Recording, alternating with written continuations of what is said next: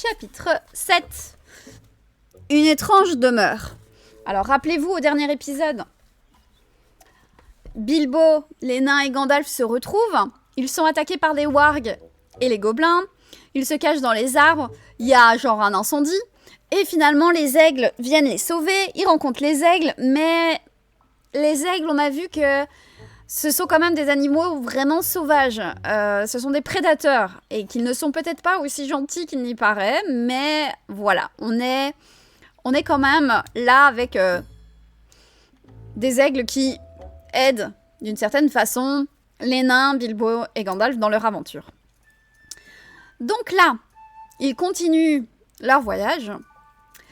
Les aigles, en fait, vont les amener jusqu'à un endroit qui s'appelle le Carrock. Alors, le Carrock, si vous voulez, c'est un gros rocher. C'est un gros rocher qui est un peu un lieu distinctif de Béorn. C'est vraiment son gros rocher et c'est là-bas que les aigles vont venir déposer, une quinzaine d'aigles hein, quand même, qui vont venir déposer les nains, enfin toute la compagnie quoi. Et là commence le chemin pour aller vers la forêt, mais surtout aller vers la demeure d'un être un peu spécial. Et là commence une sorte de petit jeu où Gandalf arrive avec Bilbo et puis il rencontre Béorn, mais il prévient en disant que Béorn est un... Voilà, il faut pas le mettre en colère, quoi. Donc il y a quand même une sorte de climat un peu de peur qui s'installe parce que c'est un allié, mais il faut pas trop le vexer, mais il a l'air d'être un danger, enfin, c'est un peu bizarre. Et Gandalf commence une sorte de jeu en arrivant juste avec Bilbo pour faire venir petit à petit les nains devant Béorn. Et donc finalement, c'est un peu... Ça ressemble assez bien au film. Vous imaginez bien la grande maison avec les grosses abeilles, etc. Le fait qu'ils dorment chez Béorn, c'est ok. Et donc voilà, il y a un peu ce... Béorn n'est pas forcément une figure très rassurante, on va dire, sur le coup. Mais voilà. Le chapitre se finira par le fait qu'ils quittent la maison, que Béorn leur prête des chevaux, et ils arrivent à la forêt, la forêt de grande peur, ou forêt noire, selon la traduction, et que Gandalf les abandonne. Donc voilà, on est d'accord que là, vous avez la scène plus ou moins dans vos têtes. C'est bon, on va parler de ça aujourd'hui. C'est vraiment cette scène avec Béorn. J'ai littéralement les films en termes. Bonsoir, Ezor. Je viens juste de faire un rappel de tout ce qui s'est passé dans le chapitre pour que on voit où ça commence et où ça s'arrête le chapitre et ce qu'on va alors devoir analyser ensemble. On parlait la fois dernière, dans le chapitre précédent, de ce côté de la nature. La nature, donc ce qu'on appelle en fait les Wilderland, donc en fait les terres sauvages en français. On a remarqué qu'en fait, la compagnie était passée dans un lieu qui était vraiment hostile, et même ce qui pouvait être du côté du bien, pouvait être vraiment aussi avec une complexité en fait, et une certaine sauvagerie. Autour. Donc en fait, Béorn, il incarne vraiment ça, parce que il est extrêmement dangereux et imprévisible. En fait, Gandalf va commencer à le présenter en... Il ne va même pas dire qu'il s'appelle Béorn, il va dire quelqu'un, comme si c'était quelqu'un d'anonyme. Et puis après, on va apprendre que ce quelqu'un vit à proximité, et puis qu'il a taillé les marches de l'énorme rocher, donc le Carrock, et que c'est dangereux de le croiser la nuit. Et en fait... Gandalf va même dire qu'il est très grand. Et en fait, ça ne rassure pas du tout. Jusqu'au moment où Gandalf va dire qu'il doit faire attention à ne pas le vexer, l'importuner. Sinon, on ne sait pas ce qui va se passer. En fait, la description initiale faite de Béorn par Gandalf, c'est qu'il y a un risque. C'est censé... On va là-bas, mais il y a un risque sérieux en fait en s'approchant. Et ça, pour un hobbit tel que Bilbo, c'est un peu alarmant. Parce que là, ils viennent quand même de vivre un moment un peu effrayant. Et là, alors que peut-être qu'il aurait pu souffler, ça n'a pas l'air d'être le cas, quoi. Finalement, voilà, ils arrivent chez Beorn et Bilbo va pouvoir être sous des couvertures et il va être réveillé parce qu'il va entendre des grognements à l'extérieur et surtout une bagarre et des bruits de bagarre à l'extérieur. Et en fait, Bilbo va craindre que Beorn débarque dans la pièce et qu'il les tue tous.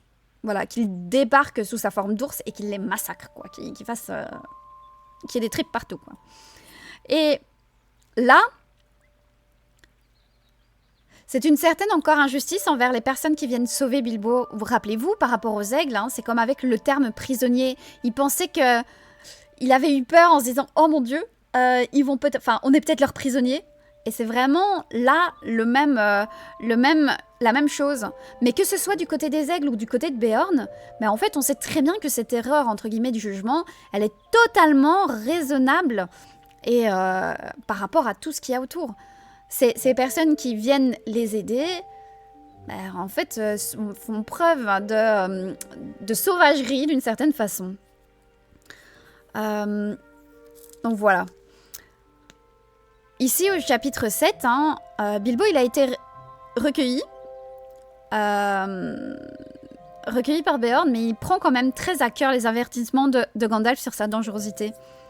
Et surtout, Beorn, en plus, il fait rien pour dissiper les choses. Il leur dit, ne sortez pas avant le lever du soleil. Si vous sortez, c'est à vos risques et périls. Vraiment, sa maison est un endroit dangereux. Mais, d'un autre côté, Beorn, il est quand même fermement opposé aux créatures maléfiques. Ça, il ne les aime pas. On a vu que les aigles, ils aimaient pas non plus les gobelins, mais qu'ils les laissaient... Voilà, ils y allaient une fois de temps en temps sans trop... Là, Beorn, c'est vraiment un ennemi acharné des orques et des wargs. Il les déteste vraiment.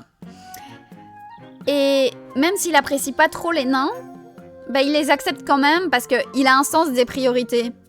Il n'est pas trop attaché aux nains, mais il est prêt à accueillir les compagnons de Gandalf chez lui, si seulement ils sont ennemis des gobelins, ce qui est le cas. Donc en fait, tout ce qui est contre les gobelins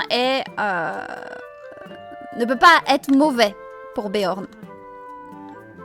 Et il va même avoir une sorte de salut un peu particulier envers Thorin, donc Thorin, comme le grand roi des gobelins. Là.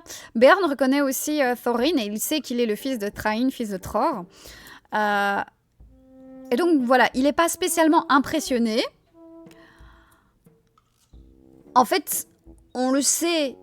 Voilà, Beorn habite dans les monts brumeux, donc pas loin de la Moria. Il a dû être au courant sans doute des guerres qu'ont mené les nains, et notamment la lignée de Durin, dont fait partie Thorin, contre les orques des monts brumeux, donc notamment Azog, puisque je tiens à le rappeler que Azog n'existe pas dans le Hobbit, il est mort depuis quelques temps. Donc voilà.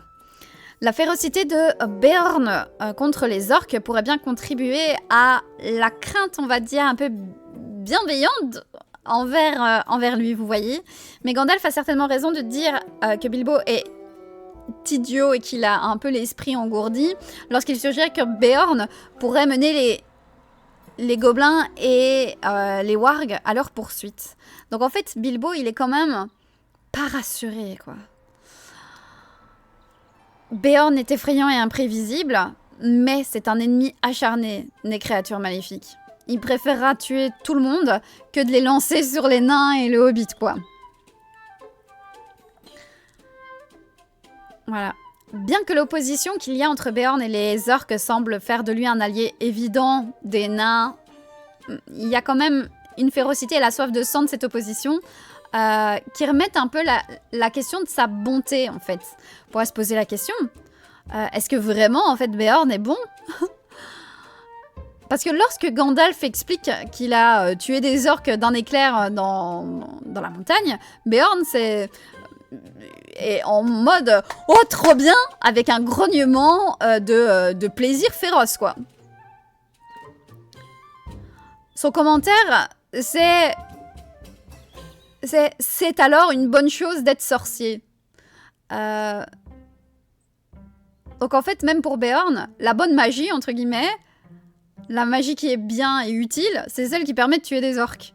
On peut donc dire, sans se tromper, je pense, hein,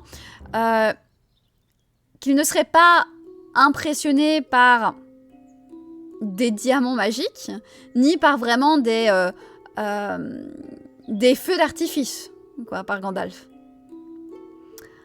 Voilà.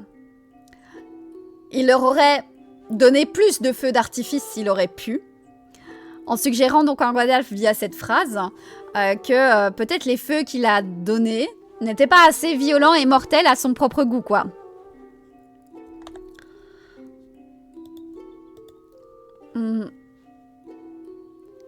En fait, quand il va apprendre le massacre qui a été fait par rapport aux gobelins, voilà, qu'il y a de nombreux gobelins qui ont péri, même chose pour le grand gobelin, Beorn, il est ravi et il rit violemment, quoi. Et il va leur montrer, sans un mot, la tête coupée d'un gobelin et la peau d'un warg qu'il a capturé dans la forêt. Il semble avoir fourni les récits corroborant des événements dans les montagnes. Donc en fait, ça corrobore un peu les histoires qu'il y a pour le moment avec l'agitation des gobelins et des wargs, quoi. Beorn a capturé un gobelin et un warg dans les bras, les a torturés, les intimide pour qu'ils lui révèlent tout ce qu'ils savaient, les tue, puis les démembre, les écorche et enfin rapporte les 2 horribles trophées pour les exposer devant sa maison. Le seul commentaire du narrateur est tout simple et désinvolte, c'est « Beorn était un ennemi féroce ». En fait, Beorn, c'est... Heureusement qu'il est, entre guillemets, allié, mais il n'y a rien pour vous rassurer comme quoi c'est quelqu'un de gentil, en fait. C'est vrai que c'est un mélange de bonté et de sauvagerie extrêmement bizarre, quoi. Voilà. Beorn, c'est un curieux mélange d'éléments contradictoires. Voilà. On ne sait... L'essence même de Beorn, elle est déjà aussi un peu complexe. On ne sait pas vraiment à quoi il appartient. Est-ce que c'est un homme ou un ours, hein, puisqu'il a une forme humaine, puissante et immense, et une forme d'ours qui est encore plus grande et encore plus puissante. Et... on ne sait pas si c'est un homme capable de se transformer en ours ou un ours capable de se transformer en homme. Tout ce qu'on sait, c'est que c'est un change-forme, quoi. Il est les deux à la fois. Homme, ours, humain et bête, c'est un change-forme. Voilà. Faut savoir que Beorn, ça vient de l'anglo-saxon pour signifier homme guerrier. Mais ce mot aussi peut désigner ours. Voilà. Donc on est vraiment avec Beorn, le nom qui est vraiment lié à l'homme et l'ours. Ça rejoint Bjorn en suédois notamment, exactement, PPF. Exactement. Donc il faut se souvenir des aigles prédateurs, avec les forestiers, les agriculteurs cultivant la tête, et tentant d'apprivoiser une sorte de petite partie de la nature qui est sauvage, quoi. Et Beorn, lui, il est autant les deux. Il est homme et animal sauvage. Il est autant aigle que les forestiers, les aigles qui volent les moutons des forestiers, et les forestiers qui abattraient des aigles comme ça. Lui, il est vraiment les deux. Et ce que Beorn dit aussi, ça expose vraiment bien cette dualité de caractère. Il vit seul, sans compagnie humaine, et en communion exclusive avec des animaux. Et son lien avec les animaux, il est si fort qu'il ne chasse ni ne mange de bêtes sauvages. Sa demeure, c'est clairement une maison humaine. Et d'ailleurs, dans la description qui est faite, on pourrait voir dans la maison de Beorn, d'ailleurs Tolkien a fait des dessins, une sorte de salle à hydromel un peu médiévale anglo-saxonne. Hein. C'était des lieux de rassemblement hautement sociaux, accueillants, avec des clans de guerriers, quoi. En gros, les animaux même qui sont et qui vivent avec Beorn servent Beorn et les invités comme si c'était des serviteurs humains. Donc à un moment, genre, on a un loup qui arrive, un renard, une chèvre, enfin, qui viennent servir les boissons, quoi.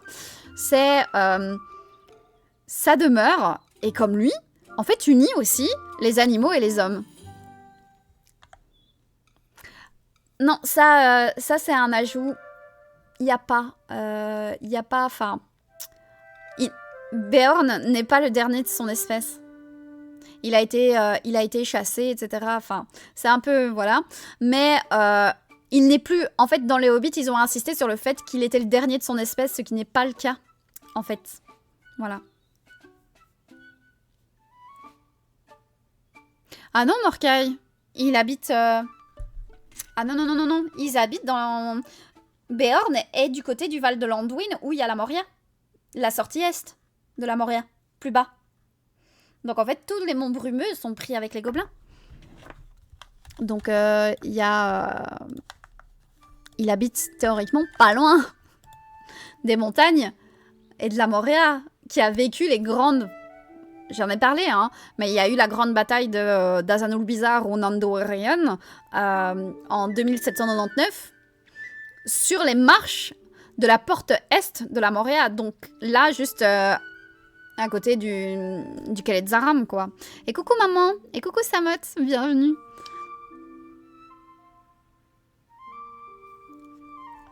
Voilà.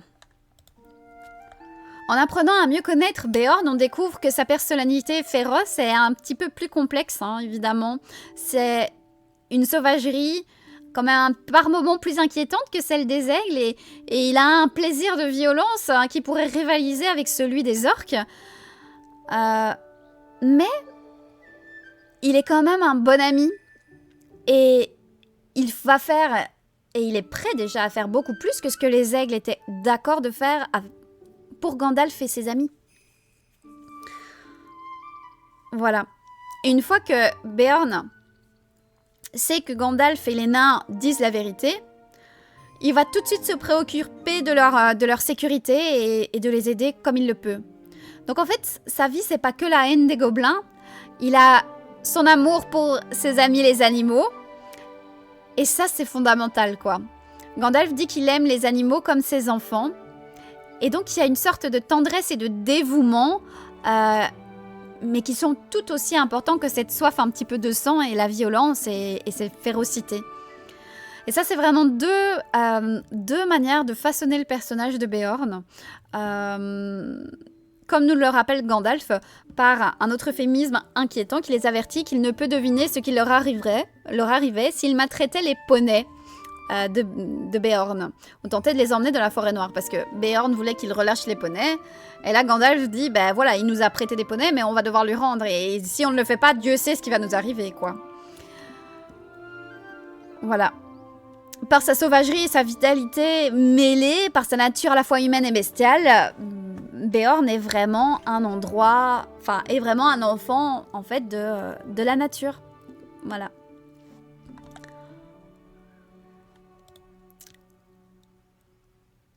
Le chapitre 7 nous offre des pistes de réflexion par rapport voilà, à la nature sauvage qu'enfin il rencontre. On a ici, la nature devient un peu incontrôlée, débridée, et on a aussi domestiqué et civilisé, vous voyez ? Ce côté, ce passage, en fait, ce lieu où ils se retrouvent hein, près de la forêt noire, où là, c'est vraiment, ils sont face à une nature, face au danger, hein, les terres sauvages.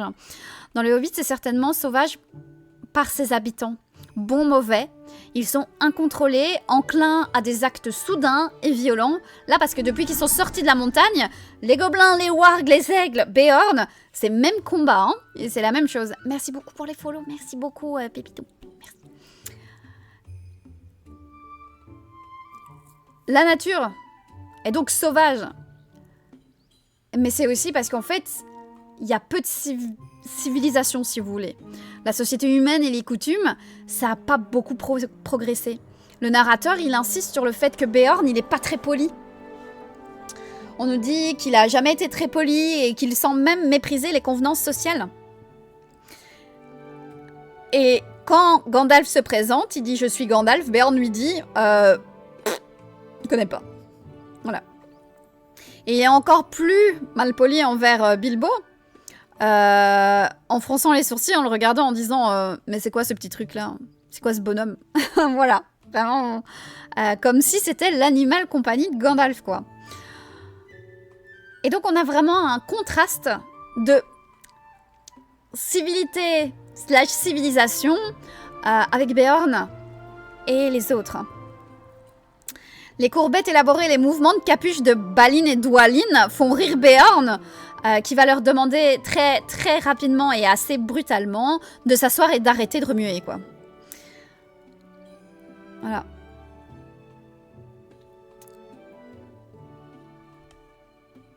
Un Beorn fait combien de Bilbo de hauteur? Bonne question. Bien. Mais il faut quand même noter que la nature n'est pas juste dépourvue aussi de coutumes sociales. Hein. Le langage de Beorn est peut-être rude, mais son hospitalité, elle est tip-top. Son mobilier est rudimentaire. Hein. Le personnel domestique est très bizarre. Hein. Ça sort des habitudes, mais la nourriture est bonne. Et le meilleur repas que Bilbo ait pris depuis son départ de la maison d'Elrond. Vous allez me dire, c'est un peu logique, puisqu'ils ont vécu des aventures. Là, au moins, ils sont logés. Et les aigles observent apparemment des politesses assez élaborées entre eux, même si ces coutumes sont étrangères à Bilbo et aux nains. Les coutumes sociales voilà, ces contrées sauvages ne sont pas les mêmes que les races habituelles. Vous voyez, nains, hobbits, magiciens, etc. Mais il y en a quand même. Donc c'est civilisé, mais un peu moins. En fait, la politesse est à certains égards encore plus importante, en fait, dans cette partie du monde. La politesse, elle pourrait peut-être vous sauver la vie. Au chapitre précédent, le narrateur nous avait mis en garde, par exemple, contre l'impolitesse d'un aigle, alors que nous n'avons que la taille d'un hobbit et que nous sommes dans le nid la nuit.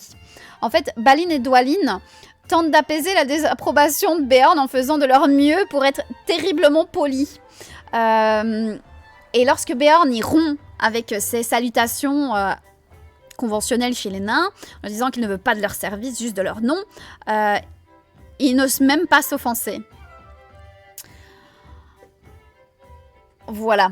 Donc l'impolitesse de Beorn envers Thorin et sa compagnie montre en partie qu'il ne les craint pas, en fait. Le principal contraste que suscite le traitement sauvage, on va dire, par Tolkien, c'est pas celui entre sauvage et civilisé, mais entre sauvage et domestique. Le titre même du chapitre, Une étrange demeure, ça souligne un peu cette tension, en fait. On voit Bilbo et les nains logés dans des demeures, enfin dans une demeure très différente. Elles sont étranges et inconfortables à beaucoup d'égards. Voilà. Oui, j'ai vu Arwen, j'ai vu. Alors, comme d'habitude, on a la perspective de Bilbo, et vous imaginez bien, comme d'habitude, on a toujours ce côté saké ou besac de Bilbo, qui lui aime le côté chaleureux de son petit trou de hobbit, enfin, vous voyez. Et ce côté-là de Bilbo, il est toujours présent. Bilbo, il aime son chez lui. Et donc là, on le voit avec une grande force, ce contraste. Parce que Bilbo se réveille alors qu'il est toujours chez les aigles. Il se lève d'un bond pour regarder l'heure et mettre sa bouilloire en marche. Et puis finalement, il se rend compte qu'il n'est pas chez lui. Et il y a plein, voilà, dans les demeures où ils sont, ce sont des demeures bien différentes de son trou de hobbit. Et ce qui frappe le plus Bilbo à ce moment-là, c'est l'absence de confort domestique. Il s'assoit et souhaite en vain une toilette et de quoi pouvoir se brosser. Voilà, il se lamente un peu qu'il n'y ait ni thé, ni toast, ni bacon pour son petit-déj, quoi. Dwalin lui avait dit déjà dans le chapitre 2, mais Bilbo, il doit vraiment se passer de son mouchoir de poche et de bien d'autres choses. Voilà. Bilbo manque à 2 reprises d'être mis en difficulté pour avoir continué à traiter voilà, ce qu'il vit avec les termes anciens et cultivés des Besac, qui sont vraiment inappropriés là où il est actuellement dans les terres sauvages. Hein. Sa première gaffe est de comparer l'aigle qu'il a sauvé à une fourchette et lui-même à un morceau de bacon. Donc la correction de Dory, c'est directement, mais les aigles ne sont pas des fourchettes. Et cette comparaison banale avec le bacon, ça aurait pu être très imprudent de la part de Bilbo, vous voyez ce que je veux dire? Parce que Bilbo, il veut pas inviter l'oiseau, il veut pas être associé à un petit-déj, enfin vous voyez ce que je veux dire?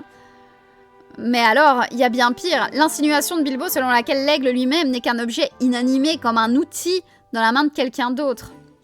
Et c'est comme si Bilbo avait oublié en fait que l'aigle à côté, c'est un être intelligent qui est sensible aussi, hein, et qui comprend ses paroles. Bilbo, il peut pas se permettre de faire des suppositions qu'il aurait faites chez lui à propos des oiseaux et des bêtes qu'on rencontre à partir de maintenant.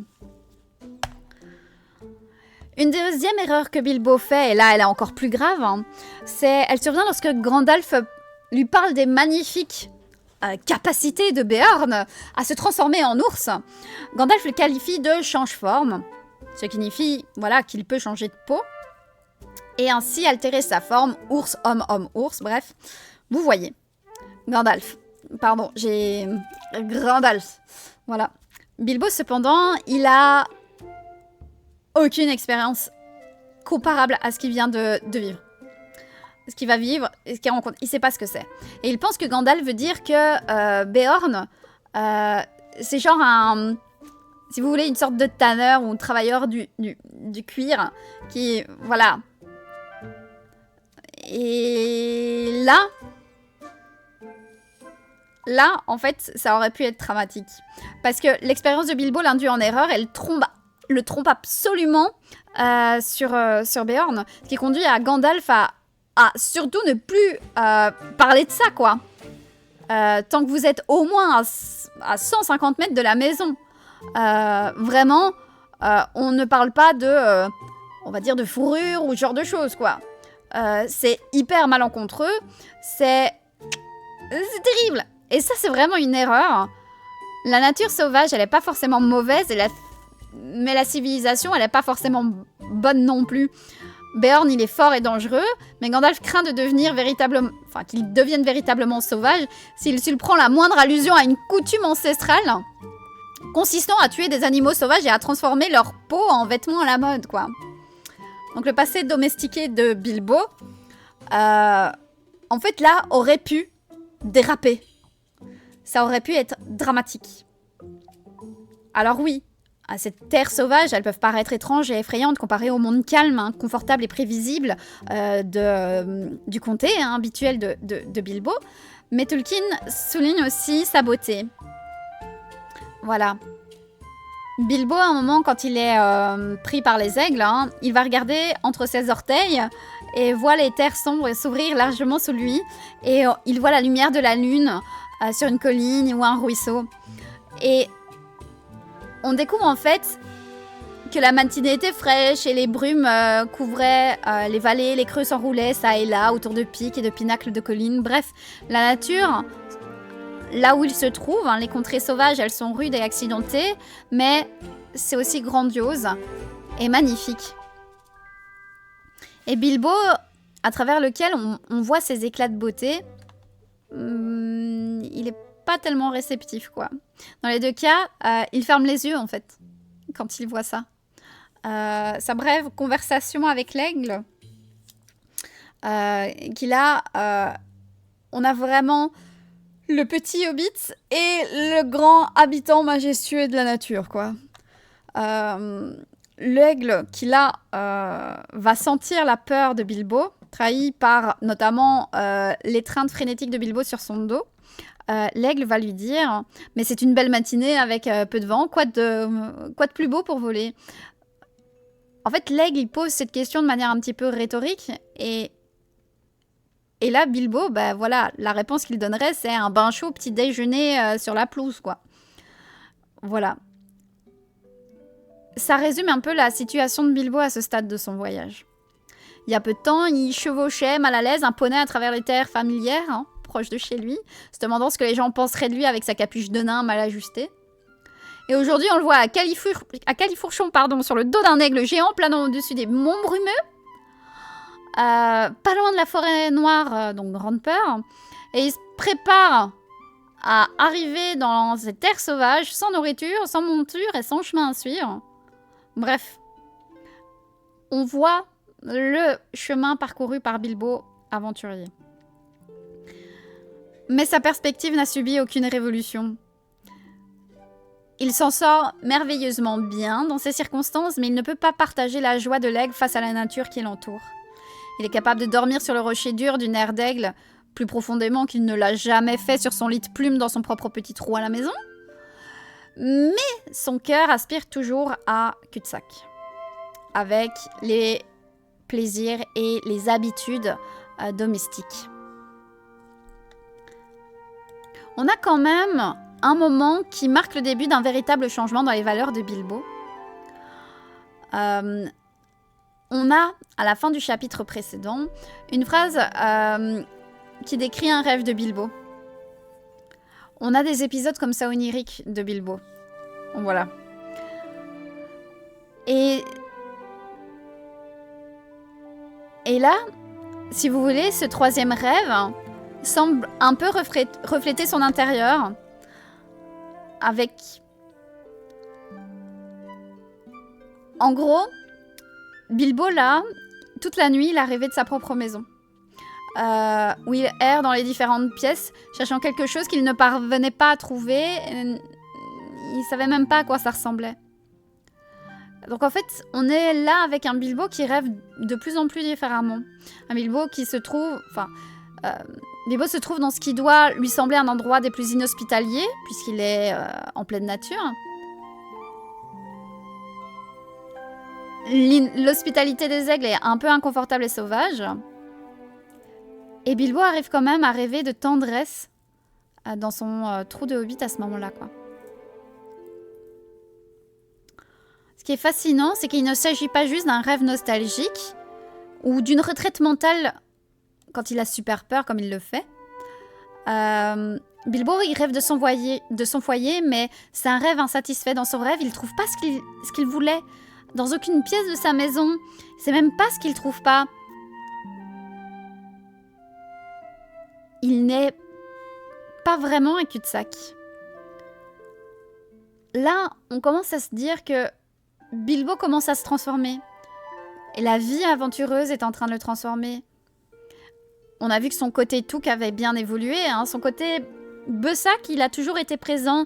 Et ça a influencé toujours ses réactions, sa manière de voir les choses. Et là, dans ce rêve étrange, on perçoit pour la première fois qu'on a son côté Bessac qui est influencé, même modifié.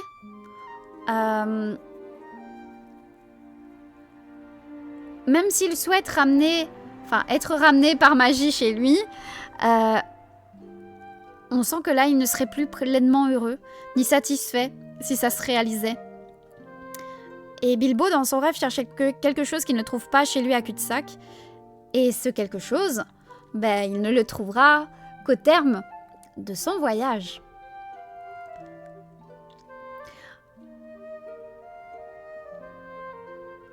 On a déjà vu, dans les différents chapitres précédents, qu'il y a quand même, dans cette histoire, une proportion à mêler beaucoup de chance.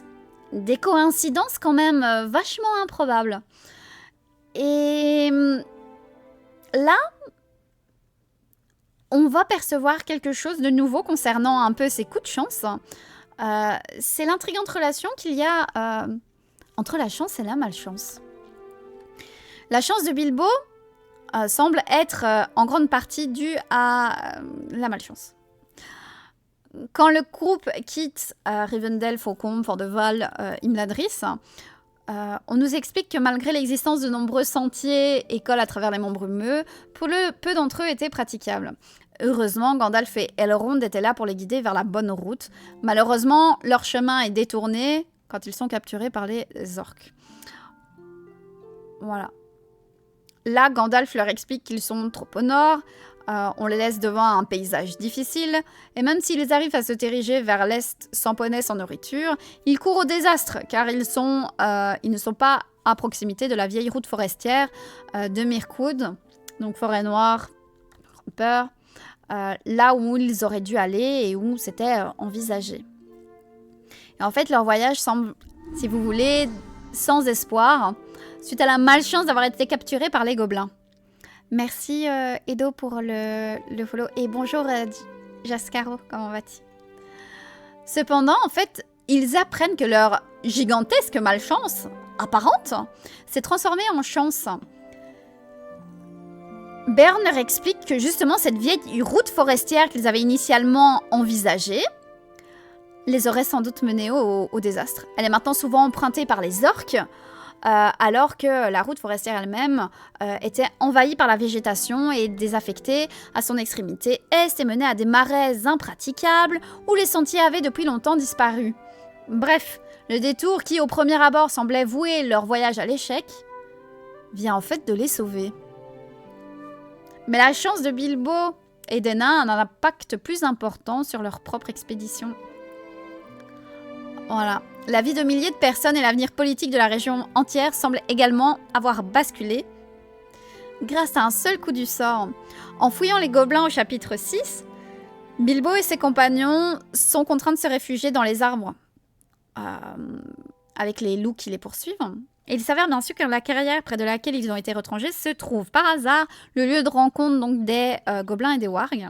On découvre que par un autre coup du sort, un plan avait été élaboré pour que les wargs et les gobelins s'y retrouvent cette nuit-là. Et quel malheur en plus, c'est que les nains tentent désespérément d'échapper à leurs ennemis. Et au lieu de ça, ils finissent par tomber par hasard sur le lieu même d'un rassemblement, de rassemblement de ces mêmes ennemis. Bref, Bilbo et les nains, là, ils ont pas de chance. Ils ont tellement pas de chance. Et là, la situation, elle est hyper inconfortable, quoi.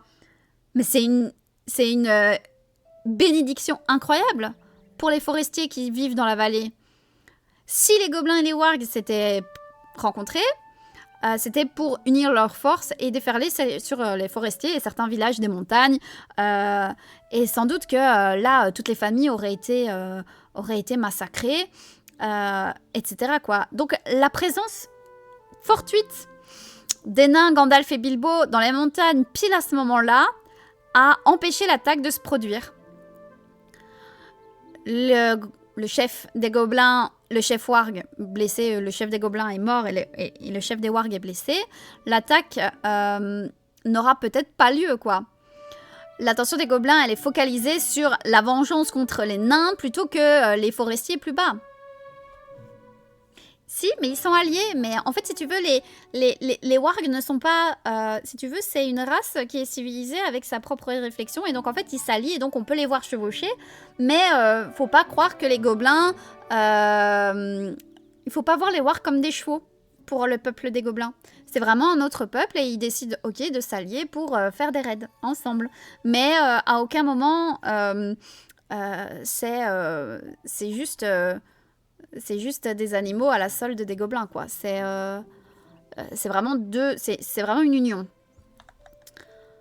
Bref. Beorn a été alerté de leur plan et pourrait également prendre des mesures pour s'y opposer. Donc en fait, grâce à l'inhabituelle série de malheurs des nains, on a l'équilibre du pouvoir de la nature, enfin de ces contrées sauvages, qui a été bouleversé et finalement, de nombreuses vies ont été sauvées. En fait, on dirait presque que le voyage des nains s'inscrit dans un plan vachement plus vaste qui façonne le destin de la Terre du Milieu.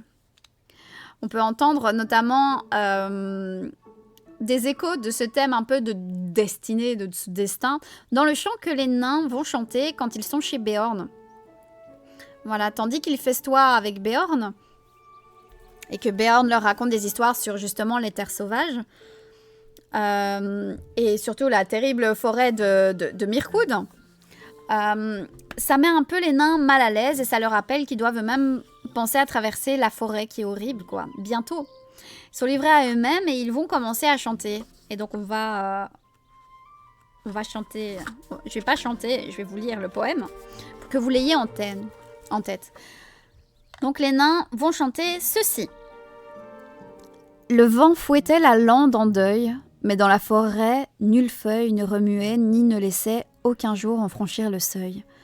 Le vent descendit des hauteurs, dès lors étendit sa rumeur. Au bois obscur les feuilles churent, sous les rameaux de la terreur.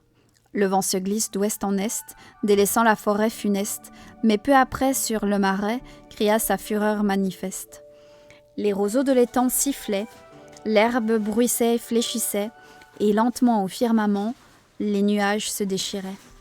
Puis le dragon dans sa tanière, sur la montagne solitaire, sentit le vent sur le versant et les vapeurs monter dans l'air. Le vent prit son envol et s'enfuit sur les océans de la nuit, hissa ses voiles en mer d'étoiles, devant une lune éblouie. Non, je vais pas chanter ici. Ouais, je pourrais, mais j'ai pas. Je ne sais pas sur quoi je pourrais. J'ai pas vraiment. J'ai pas de thème. Mais je pourrais le chanter un jour, hein, qui sait. Ouais, c'est ça. On n'a pas les origines de Beorn, mais dans d'autres textes, à Rouen, il y a des trucs un peu bizarres avec les change-formes et les ours. Voilà. Pourquoi tu fais du cascada? Quoi? Tu veux le vent fouettait la lande en deuil, mais dans la forêt, nulle feuille ne remuait, ni ne laissait aucun jour en franchir le seuil. Le vent descendit des hauteurs. Écoute, tu m'as proposé, hein.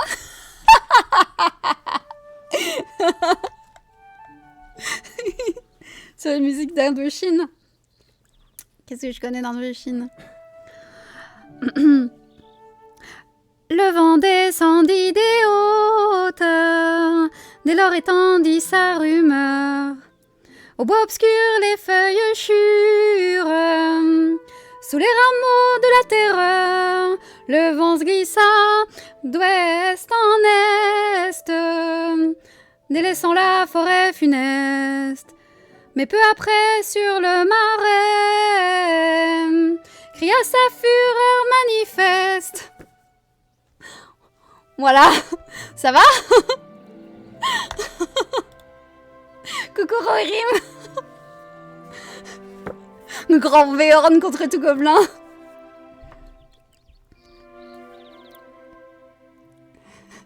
Oh. Les roseaux de l'étang sifflaient, l'air bruissait et fléchissait, et lentement au firmament, les nuages se déchiraient. Voilà, ça va Antoine? Il y a encore deux strophes si vous voulez. Voilà. Prête pour l'Eurovision. Allez, Spikeout. Non, j'ai mal aux oreilles. Oh, mais désolé, ma sage. Puis le dragon dans sa tanière sur la montagne solitaire sentit le vent sur le versant. Et les vapeurs montaient dans l'air. Oh, Toxicity. Oh, du System of a Down. Allez. C'était l'occasion de le faire avec l'hymne national belge. J'avoue le nous.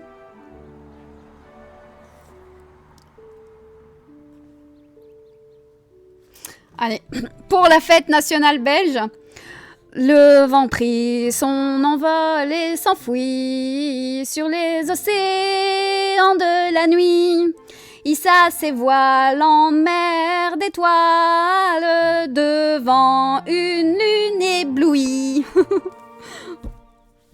Tu vivras toujours fière et belle, et ton invincible unité aura pour devise immortelle le roi, la loi, la liberté. Voilà. Johnny était belge. Oui, il était belge. Mais on est au dragon vert ce soir. Et ce soir, on est au dragon vert. Wouh. Hold my beer.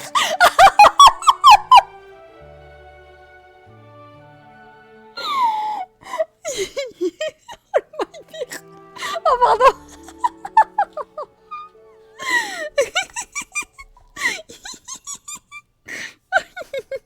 Voilà. Au moins, voilà, vous avez le poème dans votre tête. C'était un plaisir de chanter, voilà. J'avais pas prévu de faire les poèmes en chantant depuis... Il y a toujours un poème ou un chant depuis le début. Merde, cette analyse part en cacahuète. Oui, oui, mais on y retourne, on y retourne. Voilà.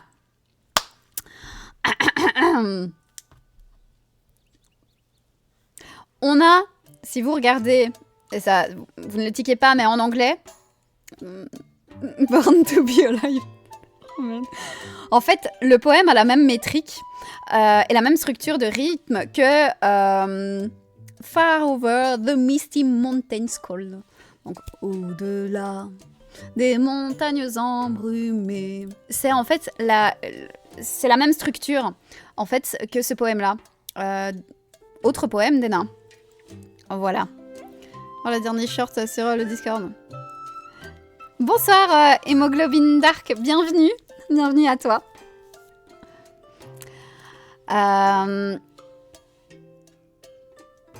On a vraiment en fait cette même structure pour les deux chants.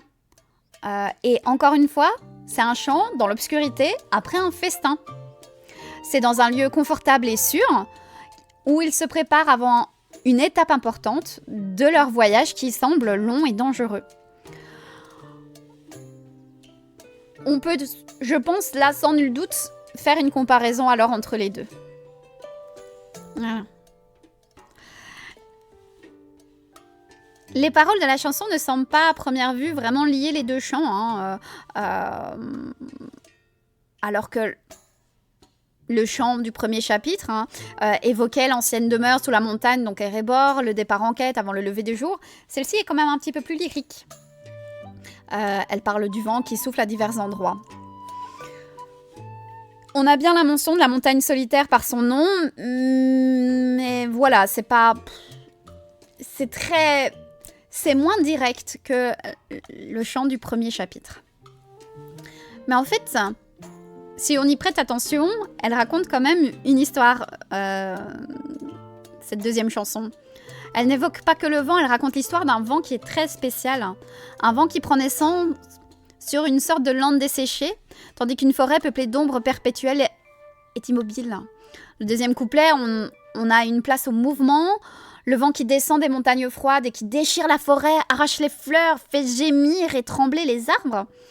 Au troisième et quatrième couplet, on a le vent qui se déplace d'ouest en est, qui siffle à travers un marais qui déchire les nuages, et avec sa force et sa vitesse. Au cinquième couplet, il balaie la montagne solitaire, faisant voler devant lui la fumée de l'antre du dragon. En fait, l'action de la chanson est peut-être impersonnelle, mais en réalité, c'est méga dramatique. On a aussi des indices dedans pour nous permettre de reconnaître ce qu'elle décrit, quand même. Les lieux, la forêt couverte d'ombres sous lesquelles rampent des créatures obscures. On est d'accord, tout le monde est d'accord que c'est Grande Peur et Mirkwood, à laquelle les nains pensaient et redoutaient justement pendant leur festin, juste avant. Ils avaient peur de la forêt noire à cause de Béorn, justement. La forêt est la sorte de Landfriedry au nord. C'est là où les dragons se reproduisent. C'est vraiment cette zone qu'on appelle les landes desséchées. Et ces parties-là, Thorin le mentionne au chapitre 1. On a les montagnes froides, c'est sans doute les monts brumeux, et les marais que le vent atteint d'ouest en est, ça doivent être les marais infranchissables dont Béorn a expliqué, justement quelques lignes avant. Donc en fait, là, finalement, le vent arrive dans un lieu nommé la montagne solitaire, où se trouve le repère du dragon. En fait, la chanson, elle semble raconter le passage du vent particulier et puissant tout au long du chemin du voyage et de la quête des nains. Alors non, il y a des œufs de dragon. Il y a des œufs de dragon. Mm. Alors, le chant du vent des nains nous invite à lire le passage de ce vent puissant en parallèle avec la quête des nains. Surtout quand on se souvient des similitudes de forme avec le chant des nains, où ils racontaient voilà, leur quête au chapitre 1, quoi. Si considérer le chant du vent apparaît comme une version héroïque et un peu fantastique de la quête des nains. L'histoire débute dans les landes desséchées, là où se reproduisent les dragons et d'où Smaug vient, en fait. C'est le premier mouvement de l'histoire, mais on n'a pas de mouvement du vent. Puis on a le chemin de Thorin et sa compagnie qui descend les monts brumeux à travers la forêt noire atteignant la montagne. Et là, c'est dépeint comme un vent qui est hurlant et qui balaie irrésistiblement tous les obstacles et tous les dangers. Il dévale la montagne telle une marée, secoue la vaste forêt ténébreuse, qui ne peut que gémir en guise de faible protestation, et finit par balayer le repère de Smaug, le repoussant devant lui comme la fumée emportée par le vent. Pour les nains qui sont nerveux à l'idée des dangers qui les attendent, cette chanson, c'est comme un stimulant de confiance, là. On les invite à imaginer leur quête comme une force imparable, avec les vents du destin qui les poussent et les ramènent chez eux. Mais la chanson, elle s'arrête pas juste là. Le dernier couplet, il suggère que la montagne solitaire n'est pas le point final du voyage du vent tout-puissant. Parce que le dernier, pour rappel, le dernier paragraphe, c'est « Le vent prit son envol et s'enfuit sur les océans de la nuit. Il hissa ses voiles en mer d'étoiles devant une ligne éblouie. » Voilà. Donc à la fin de la chanson, le vent s'envole vers les cieux. Il y va, mais il y joue un rôle important et fondamental. Le vent qui rugit sur le chemin des nains vers la montagne solitaire porte lui aussi la lune dans sa course à travers le ciel, et il donne même vie aux étoiles.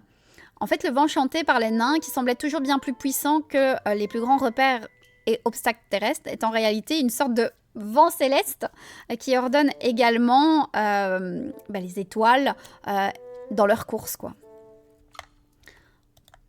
Alors, on ne sait pas vraiment jusqu'où les nains peuvent aller dans les implications théologiques de leur chant, mais l'image du vent éventant les étoiles jusqu'à leur lumière, quoi, telle la brise d'un soufflet dans une forge, est vraiment très naine. Bonne soirée, Feuille d'Or. Merci, bonne soirée. Peut-être considère-t-il le retour comme un élément harmonieux du monde, en fait. C'est compliqué à dire. Mais le chant nous incite clairement à admettre que cette quête fait partie d'un contexte beaucoup plus large que les événements, des changements de route fortuits de la chance, etc. Tout ce qu'ils ont vécu fait partie d'un plan beaucoup plus grand. Le voyage vers la montagne solitaire ne ressemblera en rien à la progression aisée et irrésistible du vent dans le champ, hein. Mais on est invité de plus en plus à considérer cette quête comme un élément d'une histoire beaucoup, beaucoup, beaucoup plus vaste. Une sorte de fil conducteur d'une tapisserie que vous connaissez bien, l'histoire de la Terre du Milieu. Et voilà. Et voilà. C'était l'analyse du chapitre 7 du Hobbit. Pour ceux qui veulent savoir quand est la suite sera mercredi 21h pour le chapitre 8. Voilà. On passera au chapitre qui s'appelle Mouche et araignée. Voilà. Voilà. Ce sera le chapitre ici. Chapitre 8. Mouche et araignée. Donc là, on va voir, attention, hein, les arachnophobes, hein, ça parlera d'araignées, bien évidemment.